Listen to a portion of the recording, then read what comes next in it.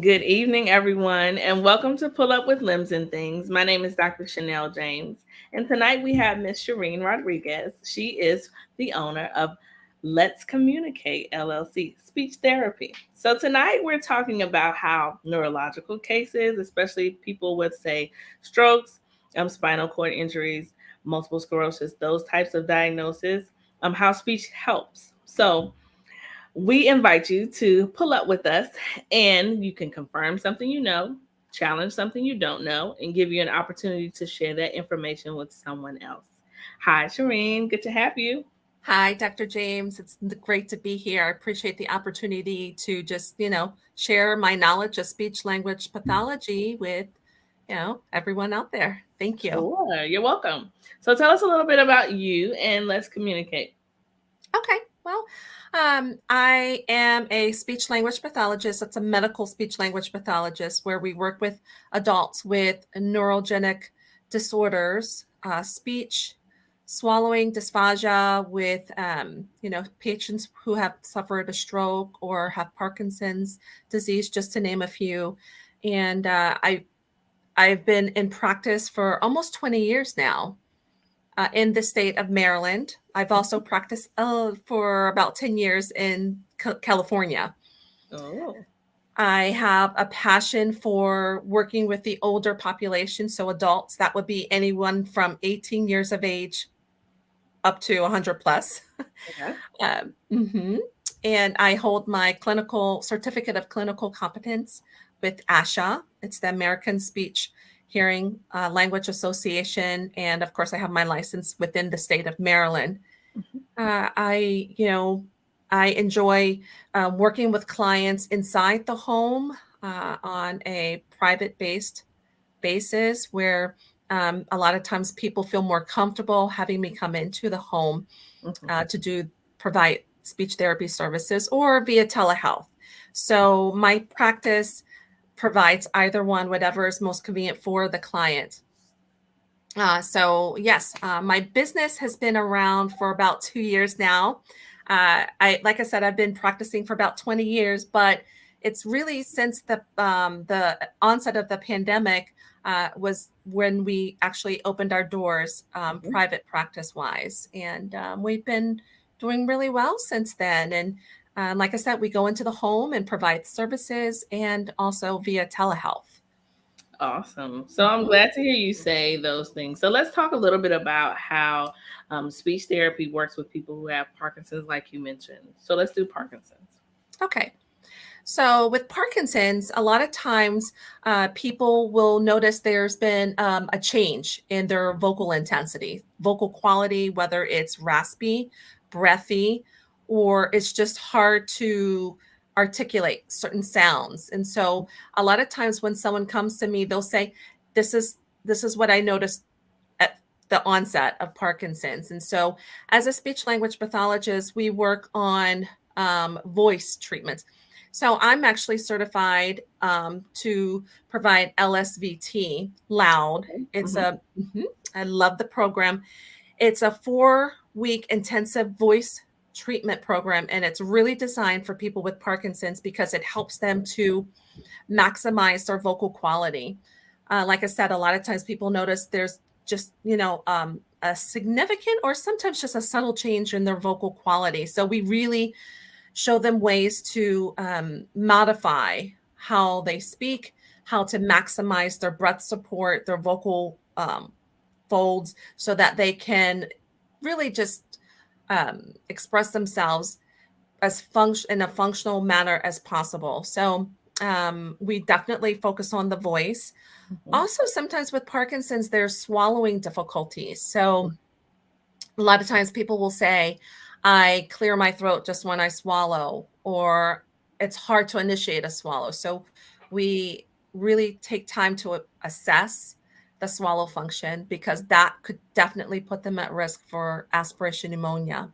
Mhm. And then with Parkinson's, a lot of times there's the cognitive component. So a lot of times people will say, I have a hard time remembering sequencing steps, like when the Yes. physical therapist is working with me, Right. I sit to stand. I can't seem to remember, Mhm. retain that, or I sit. a sit to stand or stand to sit, just transfer. So sometimes in the past, I was working in the home healthcare setting. And so I would love to co-treat with the PT or the OT Mhm. with my Parkinson's patients, just to, I had a lot of Parkinson's patients in the home health setting. And so we would really work on just collaborating on how to keep them as safe as possible, because our issue was really falls, like Right. to keep them from falling. And so it's the cognitive component on that level, and that's what I would really work with, the cognitive, and specifically more like the speech, the Okay. clarity of their words. Mhm. So tell me, if the person, say, has a caregiver and the caregiver is noticing some changes, what are some like specific things that you can tell them to notify you of, to know that they should Yes. contact a speech therapist? Yes. If they are having problems just clearly articulating some, like the sounds and words, they feel like they're mumbling and Mm. they can't articulate all of the sounds and words clearly, definitely reach out to a speech language pathologist. We get in there, analyze what's going on, and help them to really move their mouth in certain ways. Because what Parkinson's is, it's a neuromuscular degenerative disease, and so it affects the muscles. For us, it's the facial muscles. Sometimes there's a flat it typically leads to a flat affect over time, and we really maximize the movement of their facial muscles. A Right. lot of times we say, if the client is just, have very little movement of their mouth, that will negatively impact their performance, their Hmm. speech. Hmm. And so we work with the caregiver. Okay, carry over these, what we call oral motor exercises, to help them. And some other signs that the caregivers can look for would be, as I mentioned, just sometimes there's a prolonged delay of swallow. So they're Hmm. holding food and it's hard, it's effortful for them to initiate a swallow, Hmm. or they may generally cough. We usually say if a client is coughing 3 times or more out of 10 swallows, that's usually a red flag. Something needs to be done. Okay. Maybe it's postural, they're not Hmm. sitting up all the way, Right. or they are sometimes difficulty managing their saliva. Hmm. So we'll go in and evaluate their oral function, what we call the pharyngeal function, the throat, and Hmm. then we'll go in there and just see what's going on and see what we can do to maximize. So there's certain throat exercises we can get started on, and then if we need to, we can refer out for a swallow eval at the hospital to further evaluate what's going on internally. And then another area the caregiver could be aware of would be just subtle cognitive changes, just forgetting what to do when they're following through with their activities of daily living. One of the They're, ones I thought of, or I've seen, I should yes, say, is people who put on their pants and then they put on their underwear and yes. then they put on their socks on top of that. And then Mhm. they'll decide, maybe I should put on my shoes. Yes, and it's that sequencing. So sometimes we find that clients can walk us through the Hmm. steps, but then it's a different thing. Saying and doing are two different things, and Absolutely. it's hard for the brain to process. Oh, first I do this, then I do that, then I do this, and it's really hard. And so we really, and I love to collaborate with other providers because we're all working as a team Absolutely. together to Hmm. help maximize that client's independence in the home and safety in the home. Yeah. So, yes, sequencing is huge on our list. Okay. Mhm. The other question I had, when you are working with someone and they're choking, is that a sign that they need to see you? This is the person who has Parkinson's. Okay. Yes and no. Okay. Uh, Typically, yes. Now, here's the situation. I have a lot of referrals just because someone has a cold, or they're congested. In the spring we deal with a lot of seasonal allergies, and Hmm. so they're coughing throughout the day, and sometimes that's mistaken for not being able to manage their liquids or Right. their textured foods. So we really, we look at that. But then also sometimes it's just not being able to manage their pills. Now, if it's a large pill, sometimes that's a challenge for all of us. Right. Me Uh, included. right. And say they're able to swallow food, regular food textures, hard, crunchy foods. Fine, no problem. Manage multiple pills at one time, but it's the large pill. That's not necessarily a swallowing problem. Hmm. Sometimes there's just modifications that need to be made. A swallowing problem is usually what you see across the board, pretty much with all food intake. So, Okay. yeah. That's a good way to put it because I find that there are caregivers who, they serve the person the food, but then they walk away and they only come back possibly when they've heard a cough or sounds Mhm. of choking. And then they think, okay, I possibly need to see a speech therapist. So thank you Yes. for clarifying that. Yes. Yes. And I will say this with Parkinson's, sometimes it depends on the person, but the rate and volume of the each bite, uh, Hmm. you know, because there's decreased coordination. Hmm. Sometimes clients tend to put too much in their mouth, so it's hard to manipulate. And that's something to definitely keep your eye on. And what we do is like we will say just verbally remind them Hmm. if they benefit from just verbal reminders. If not, hand over hand.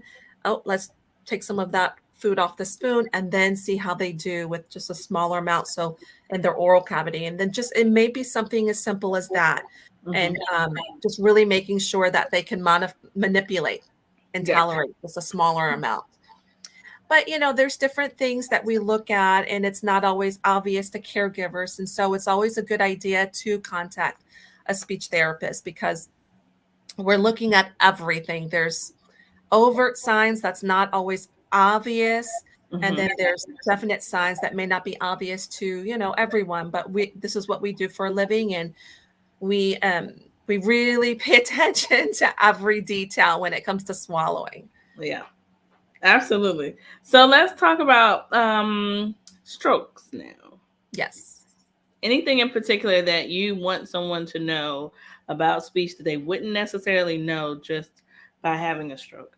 Now we're Okay. talking TIAs to full Yes. hemorrhagic or ischemic strokes. Okay. Yes. So, as a speech therapist, I always want to know what side of the brain has been affected. Hmm. So typically, we say if the right side of the body is the weaker side, we know we're going to focus on that left. Usually, it's the left side of the brain. Hmm. And that left side is the language center. And so, a stroke can encompass, it can be on either side of the brain. Um, you know, Currently, I have quite a few clients on my caseload with left CVAs. So the stroke is on the left side of the brain. And so they experience speech impediments. So it might be slurring of speech. It may be word finding difficulties. I know what I want to say, but I can't get the word out. That is the hallmark sign, usually, of a left CVA. And to keep in mind, it's so many other variables and everyone is different, but that's usually the number one complaint. I can't get my word out. Hmm. And it could be mild, moderate, or severe, where it's across the board. It's hard to communicate. Hmm. If someone says, "Are you so and so?" It's hard to say yes or no. Sometimes the comprehension of what is said Hmm. is hard for someone to understand. Sometimes even writing your name becomes a Right. challenge, Hmm. and reading, and that's usually across the board. That's the global aphasia, Hmm. where it affects all areas. But when it comes to a stroke, we really want to assess their language, the expression, their ability to express their wants and needs, and then their written expression. Can they express their wants and needs with paper and pen? Hmm. Can they read a short passage and comprehend it, follow the directions, first do this, then do that? Are they able to do that? And are they able to formulate their words into a grammatically correct sentence? There's a lot of different things that we look at. But if it's that left side, it's usually that word finding. It's hard for them to gather their thoughts. And sometimes they'll speak in a sentence and then may forget what they're saying if it's super Mhm. long. And Right. so we work on things like that too. So Now, I have a situation that I want to ask you about. So, sure. person who's had a stroke, say 4 years ago, on the left side, Okay. left CVA, and Okay. 2 years later, they then had a right CVA. Mm, In terms of speech, the person is nonverbal. What can okay. be done there? So they make sounds. They are able to communicate their needs, but it's inconsistent. Okay. And the person mostly just has moans and groans, not necessarily audible words. Okay. So in that case, I would still assess what they can and cannot do. And I know you said moans and groans. And so, Mhm. can this person approximate a one syllable word? I Like have not heard translate. it. I'm sorry? I have not heard it. Okay, so in that case, then we would really look to see what we call it an AAC device, augmentative, we call it augmentative communication device. Okay. Can Hmm. this person utilize, usually one form is to have a computer where it may just be picture symbols for, I'm in pain. They press it, it would speak for them to facilitate their language.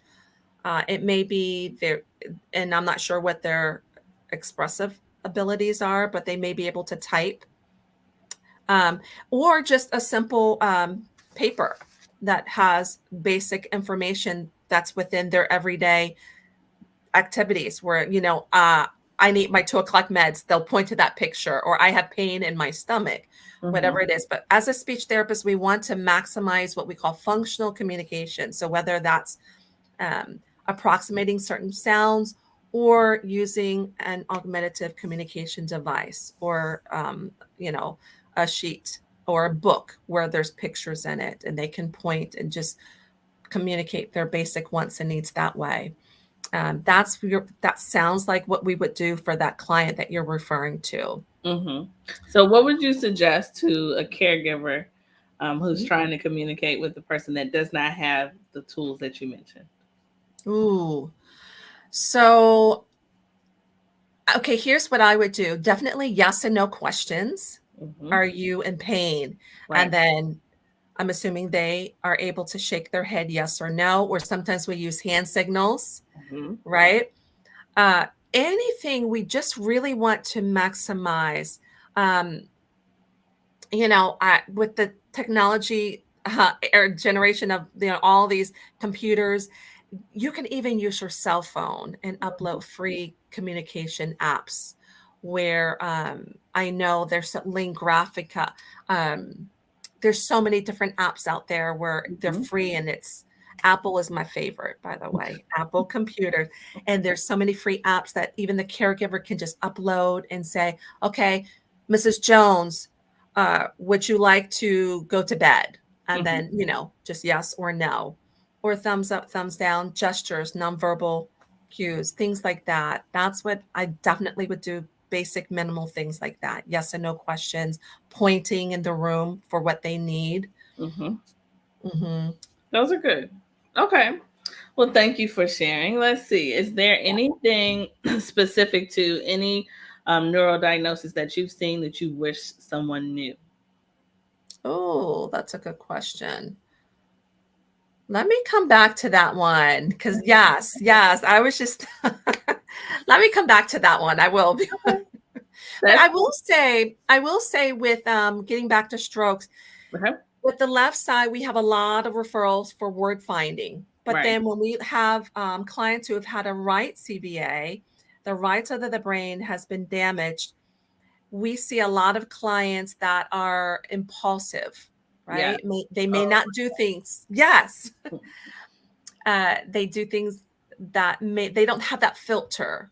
Mm-mm. If I do this, this will happen. That cause and effect, right? Right. Insight awareness, problem solving skills. And so we see a lot of falls, Hmm. re-hospitalizations, Hmm. things like that. And so as a speech therapist, we work a lot on the cognitive component, not so much the speech, although that can be affected, but it's the memory, uh, stopping to really think, okay, Safety. I Yeah. know if I stand up without my spouse or without my walker, Mhm. I will fall. And so we really do a lot of cognitive problem solving therapy for clients who have right CVAs. I just wanted to make note of that because that is huge. That is huge. Sometimes, That's agreed. Whenever yes, physical therapists come in and we hear a right CVA, it's a heightened amount of safety regulations, more so for the caregiver than the person,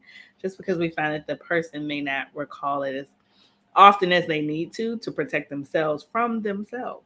that's exactly right. And I was going to say something else too.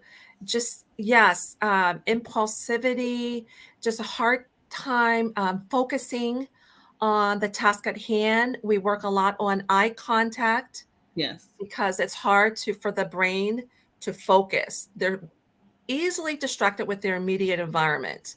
And I get that a lot. I can't focus. I hear something tapping across the room and I have to go and look at it. Hmm. And then with either side, we have, we work on if there's any visual neglect, Hmm. whether it's a left side neglect or right side neglect, we work on that. That's one of the things I love to work on.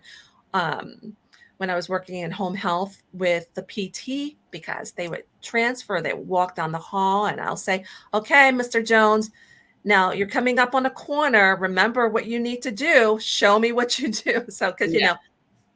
constantly not bruise, constantly Hmm. bruising that, Exactly. that Yep. side that Hmm. the brain just does not recognize in the moment. And so there's a lot of cognitive exercises we work on when it's the right side. I just wanted to add that That's component. great. I'm glad you mentioned it. Okay, you Mhm. ready to go back to that Yes. question? Yes. Oh, what I wish. I'm still thinking about that one.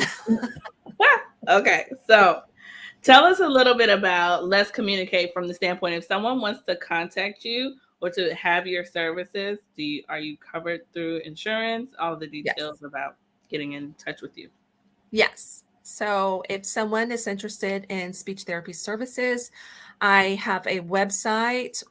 It's called letscommunicatespeech.com. Hmm. Feel free to pull up my website. There is a link there to schedule a consultation. It's a free 15-minute consultation, and we talk about what you're looking for me to assess, or if you just have questions about for a loved one. I get a lot of calls for, they have family members that they're just not sure if they could benefit from speech therapy services. So I take the time to answer questions and let them know yes or no. Hmm. And so I can be reached on my website.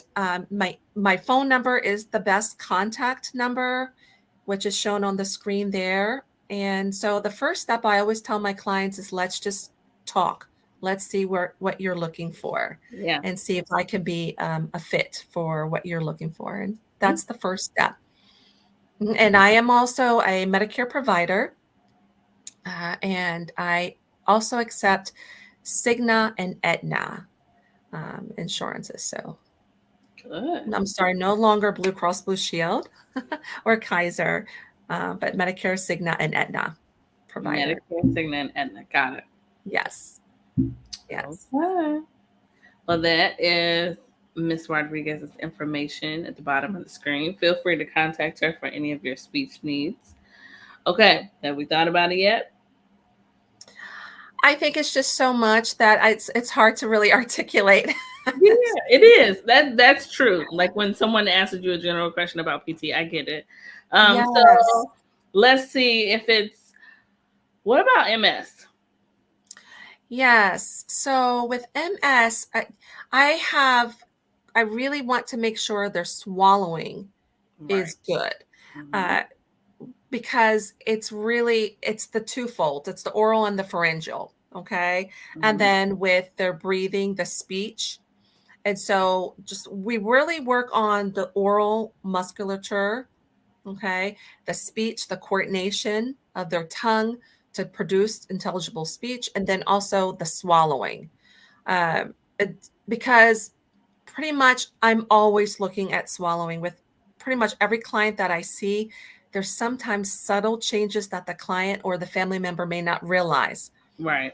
Like I said, going back to the pills, if you notice that, it's just with pills, then that's one thing. But if it's across the board, say, for example, with soup or dual textures, thin liquids and something solid mixed in together, cereal, soups, even fibrous fruits like watermelon, pineapple.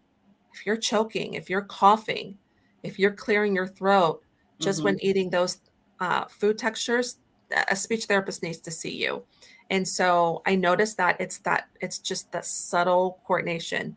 Um, and it, Is like I said, there, sorry, quick question. Is there any, because we know MS has different types, is there a specific yes, type that you should look at that for, or that across the board, it's regardless? really across the board. It's really across the board because it's, a normal swallow is only, it takes 1 second to swallow. Mm-hmm. And I think that's just so amazing because everything happens so fast. And so, everything has to move up and forward. The flap comes over our windpipe, and then the food goes down, and then everything relaxes and goes back to its normal resting position. And so it's really across the board. And then a lot of times there's just weakness. Mm-hmm. Dr. James, I will tell you this. I have a lot of referrals from falls for swallowing. I get a lot of referrals for swallowing from falls and a urinary tract infection. Yeah, because people really don't realize how much everything is connected. That's it. Exactly. And so when we fall, a lot of times we experience what? Generalized weakness in our body, but we forget these muscles are also included. And Makes sense. so I have, I'm starting to clear my throat when I swallow. Let me take a look. Let's see what's going on. And a lot of times it will remediate, but we need to make sure so that person does not, put themselves at risk for what we call aspiration pneumonia, Mhm. anything that falls into their lung, food or liquid. Got it. Same thing with a UTI, a urinary tract infection. Hmm. But with MS, it's really the number. I really want to ensure safety of swallow. That's my main concern. Got it. Um, and then the speech. So I know that this is one of those general statements because people don't really know what it comes from. However, what's your experience with Bell's palsy? So to be honest with you, I've had one person with Bell's palsy. Mm-hmm.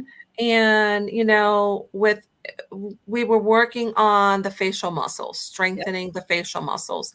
So the oral motor exercises, Mm-hmm. the speech was slurred because the mouth wasn't, helping to, shape the sound as before.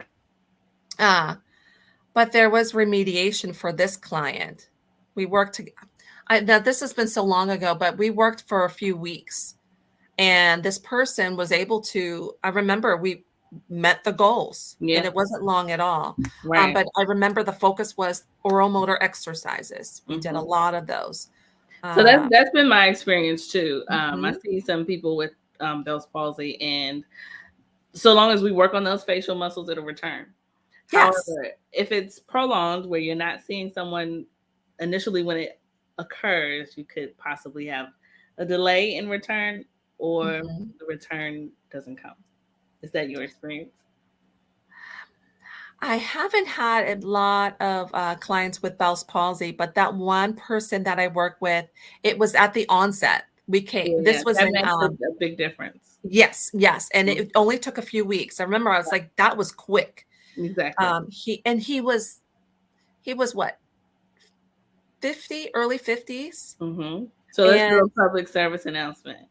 If you have Bell's palsy, see a yes, PT or see a speech therapist for your yes, oral motor facial exercises so that you can yes, regain your function in your face. yes, yes. Okay. Um, and my clients, I've had clients with ALS, Hmm. and, that's a degenerative, Yep. and, we get in there quick. And our number one goal is to really make sure that just to ensure safety of swallow. Hmm. Okay. Safety of swallow, and to maximize, what can we do to maximize their speech from beginning to end? We start off. I've had a client where I recorded their voice for functional phrases like he was married, he would say, I love you to his wife a Mhm. lot. And we recorded those functional phrases. And so towards the end, when he lost the ability to speak, we No. had his voice Yeah. programmed into that augmentative communication device. And I'm telling you, it was priceless. I'm sure. It was priceless. Yeah. And so it's those little things that go a long way. And Mhm. sometimes family, we don't think about those things unless, you have a speech therapist. Let's do this. Let's do that. Even with Lewy body dementia, Mm. uh, I've had clients with Lewy body dementia, and just family education. Okay, what to expect in each stage, Right. right? Mhm. Because why I do what I do, I love to educate the caregivers, the family. Same here. Yes, and I think that that's how we make the patient, as we set them up to be as successful as possible, Mhm. whether it's maintaining where they are or just maximizing them to go even further, if there's room for progress, depending on what the impairment is. But I think that's crucial for that carryover. Absolutely. Hmm. Okay, well, I think this is good. We've talked about strokes, we've talked about Parkinson's, we've talked about MS and ALS and Hmm. Bell's palsy and even dementia. So, Yes. do you have a final thought for us, generally speaking, about all of those or any neuro cases, period, in what a speech therapist can do or things that a caregiver should be aware of to seek speech therapy services? Hmm. Yes. Uh, I think that there's this myth about speech therapists in general. We only work on speech, and No. I tell people, let's debunk that myth. Mhm. We do way more than that. And I say it's three domains: the cognitive, the speech, and the swallowing. Mhm. And so I think that if the public has an eye or keep their finger on the pulse as to what to look for with swallowing, just that subtle, I'll say it this way: three times or more coughing or clearing their throat out of 10 swallows, refer to a speech Okay. therapist. Say that one Yes, more time. If you're yes. coughing, Or clearing your throat clean your throat more than three uh, times. three times or more. Yes, Okay. yes. Out of 10 swallows, that's just a general guideline. Please, please, please contact a speech language pathologist. I will say this: it's a lot of gray area when it comes to swallowing when we assess and treat. Uh, Hmm. Not to confuse anyone, but there's also the silent indicators that someone is not tolerating. You don't have to just cough, Yeah. And I'll say this: true choking is when your airway is occluded, right? Hmm. I grew up with my grandmother saying, raise your hands up, right? That will Right. help open up your airway. Or Definitely hitting true. your back. Yes. Heimlich maneuver, though, Yeah. please. Please. um, you don't have to just cough or clear your throat or choke, right? To say Hmm. that weakness there. Sometimes people will have just their eyes will tear up and stream down their face, or their nose will run just when eating. Their voice sometimes becomes wet or gurgly. That may just be a subtle change like that. And it's not because they're eating spicy food. So definitely keep your eye on that. It's just a tricky thing. You have to be very aware of subtle changes Hmm. when it comes to swallowing. But I just like to I love to let people know what we do. Like I said, it's more than speech. And I think that we're a help to the adult population because we maximize their safety. If they're at home, if they're in assisted living, a boarding care, we maximize, their, with the caregiver education goes a long way because I'm only there a few times a week, Hmm. and they need to carry it over with the staff or, their family members. Hmm.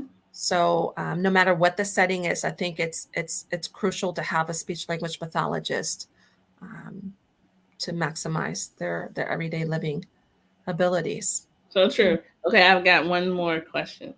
For Yes, those people who have acid reflux, yes. and then you find that you are coughing when you change Mhm. positions, what is the best thing to do? So you say they're coughing when they change positions? Mm-hmm. Yeah, okay, so acid reflux, my the red flag for me would be, what is their vocal quality like? Because sometimes, with acid reflux, you have that the acid will sit in your throat, Mm-hmm. right? You may swallow, but it's still there. And over time, that can eat away at the lining of your vocal cord. So that will definitely change your vocal quality over time. So, first and foremost, consult with the doctor. If there's medication that needs to be prescribed, please take it. Mm-hmm. We do a lot of education with what types of foods to abstain from Mm-hmm. per doctor's recommendations, sitting positioning, just positioning. You never want to lie flat 30 minutes following a meal. Stay upright for Mm-hmm. some time. And we're big on drinking plenty of water, especially when you have heartburn or just, have that acid in your throat. Mm-hmm. We're seeing an influx of college students now with acid reflux because late night studying, eating fried, greasy foods, foods have high in acidity, Right. and they go right to bed. And so there's an influx. And so that we get voice patients because their voice has been affected over the years. Mm. And they never really understood that that's what could happen if you go untreated for so long. Well, glad you mentioned that. Yes. And just positioning, stay upright as much as possible, especially if you've had something, with pasta, Mm-hmm. chocolate, things like that. We really want to make sure we do everything that we can do to decrease, the symptoms. So we Right. do a lot of education. Okay. Well, I Mhm. think this has been good. If you are watching us and you have a question, please leave your question in the chat and we'll answer it. Always pull up with limbs and things is to confirm something you know, to challenge something you don't know, and to give you an opportunity to share that information with someone else. So if you found any of this helpful, please share this information with them. My name is Dr. Chanel James, and I am the owner of Limbs and Things, mobile and telehealth physical therapy practice. We serve aging adults in DC, in Maryland, and in Virginia. Our goal is to help you move from I can't to I can. Our information is at the bottom of the screen. This is Ms. Rodriguez's information as well. Contact us if you are an adult needing speech therapy services or physical therapy services. We both take Medicare, but Ms. Rodriguez also takes Aetna and Cigna. Is that right? That's correct. Okay, and we also take TRICARE as well. And Yes. we will be glad to help you move to a place where you're able to do things independently and not have any problems with some of these neurological conditions that we've discussed tonight. Thank you so much for coming. Have a good Thank night, you. everyone. Thank you so much. You're welcome.